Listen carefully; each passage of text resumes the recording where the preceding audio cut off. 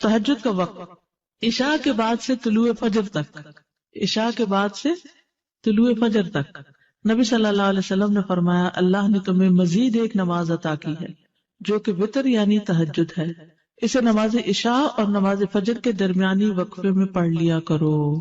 ٹھیک ہے نا؟ یہ سلسلہ صحیحہ کی حدیث ہے. کب سے کب تک ہے تہجد کا وقت؟ عشاء کے بعد سے فجر تک. اٹھنے کا بہترین وقت مسند احمد کی روایت ہے، ابو مسلم سے روایت ہے کہ میں نے ابو ذر رضی اللہ عنہ سے پوچھا رات کے کس حصے میں قیام کرنا سب سے افضل ہے؟ ابو ذر رضی اللہ عنہ نے کہا میں نے بھی رسول اللہ صلی اللہ علیہ وسلم سے اسی طرح سوال کیا تھا جس طرح تم نے مجھ سے کیا.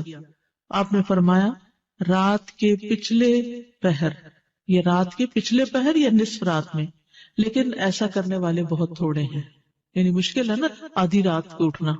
آپ مثلاً سوئے ہیں 10 بجے اور 12 بجے پھر اٹھ جائے تو مشکل ہوگا. رات کے آخری حصے میں قیام کرنا. جابر رضی اللہ عنہ سے روایت ہے، انہوں نے کہا میں نے نبی صلی اللہ علیہ وسلم کو فرماتے ہوئے سنا تم میں سے جسے یہ خدشہ ہو کہ وہ رات کے آخر میں نہیں اٹھ سکے گا تو وہ وتر پڑھ لے پھر سو جائے، اور جسے رات کے قیام کا یقین ہو وہ رات کے آخر میں وتر پڑھے، کیونکہ رات کے آخری حصے میں قرات کے وقت حاضری دی جاتی ہے اور یہ بہتر ہے. ٹھیک ہے، تو رات کا آخری حصہ بھی اچھا ہے. آخری پہر دعاؤں کی قبولیت کا وقت بھی ہے. عمرو بن عبسہ سے مرفوعاً روایت ہے کہ رات کی نماز 2 رکعت ہے اور رات کے آخری حصے میں دعا سب سے زیادہ قبول ہوتی ہے. رات کے آخری حصے میں دعا سب سے زیادہ قبول ہوتی ہے. نبی صلی اللہ علیہ وسلم کے اٹھنے کا وقت. مسروق سے روایت انہوں نے کہا میں نے عائشہ رضی اللہ عنہا سے پوچھا کہ نبی صلی اللہ علیہ وسلم کو سب سے زیادہ کون سا عمل پسند تھا؟ انہوں نے فرمایا وہ عمل جو ہمیشہ ہوتا رہے.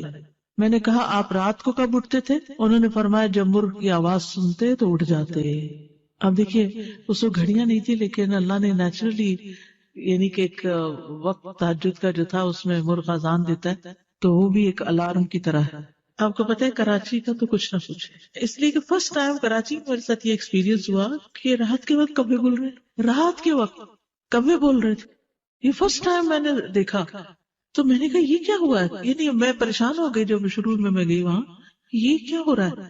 پھر مجھے سمجھ میں آیا کہ یہاں کراچی میں تو ساری رات ٹریفک چل رہی ہوتی ہے اور لوگ جاگ رہے ہوتے ہیں. کراچی میں لوگ رات کو زیادہ جاگتے ہیں تو وہ پھر کبھی بھی جاگنے لگتے. کھانا ملتا ہے، بالکل کھانا بھی ملتا ہے. اب دیکھیں ریسٹورینٹس کے باہر وہ پرندے اڑ کے رات کے وقت آ کے بیٹھ کے جاتے ہیں کیونکہ دن کو وہ سب بند پڑا ہوتا ہے بیچارے، ان کا رزق بھی رات کو کھلتا ہے. ان کا یعنی کہ وہ سارا سسٹم ڈسٹرب ہو چکا ہے، جیسے انسان ڈسٹرب ہو گئے تو پرندے بھی ڈسٹرب ہو گئے. حضرت عائشہ سے روایت فرماتی ہیں آپ صلی اللہ علیہ وسلم شروع رات میں سوتے اور آخر رات میں بیدار ہو کر تہجد کی نماز پڑھتے.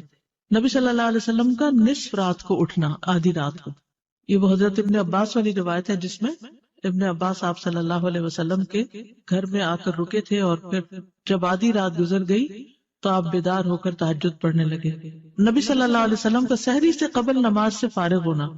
حضرت عائشہ کہتی ہے کہ جب سحری کا وقت ہوتا تو میں نبی صلی اللہ علیہ وسلم کو اپنے پاس سویا ہوا ہی پاتی، یعنی آپ تہجد پڑھ کے دوبارہ سو جاتے تھے.